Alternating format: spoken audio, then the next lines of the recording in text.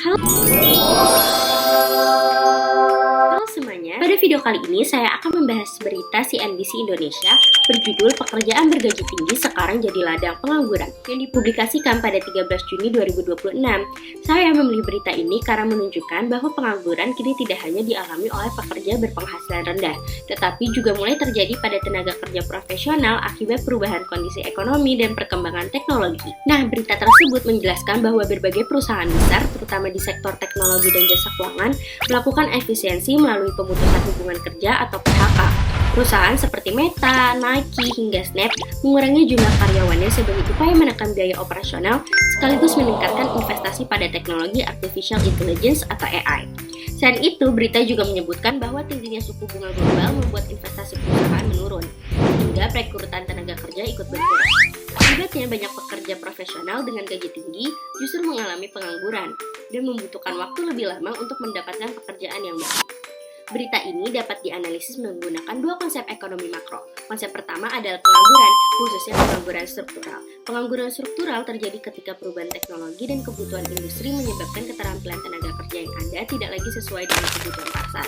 Konsep kedua adalah pertumbuhan ekonomi dan investasi. Ketika suku bunga global meningkat, biaya pinjaman menjadi lebih mahal, sehingga perusahaan cenderung mengurangi investasi dan melakukan efisiensi. Penurunan investasi ini menyebabkan permintaan tenaga kerja ikut menurun. Jika kondisi ini berlangsung lama, maka pertumbuhan ekonomi juga dapat melambat karena berkurangnya aktivitas produksi dan konsumsi masyarakat. Dampak dari fenomena ini tidak hanya dirasakan oleh individu yang kehilangan pekerjaan, tetapi juga oleh perekonomian secara keseluruhan. Ketika seseorang menganggur, pendapatannya menurun sehingga daya beli masyarakat ikut berkurang. Akibatnya konsumsi rumah tangga menurun, padahal konsumsi merupakan salah satu komponen utama pembentuk produk domestik bruto atau PDB. Jika banyak perusahaan terus melakukan PHK, pertumbuhan ekonomi berpotensi melambat. Menurut saya, perkembangan AI tidak seharusnya dipandang sebagai ancaman, tetapi sebagai tantangan yang harus dihadapi melalui peningkatan kualitas sumber daya manusia.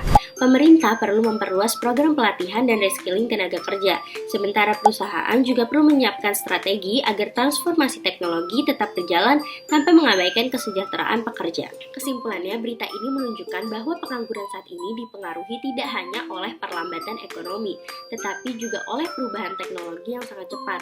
Oleh karena itu, diperlukan kerjasama antara pemerintah, perusahaan, dan masyarakat agar transformasi teknologi dapat mendorong pertumbuhan ekonomi tanpa meningkatkan pengangguran secara berlebihan.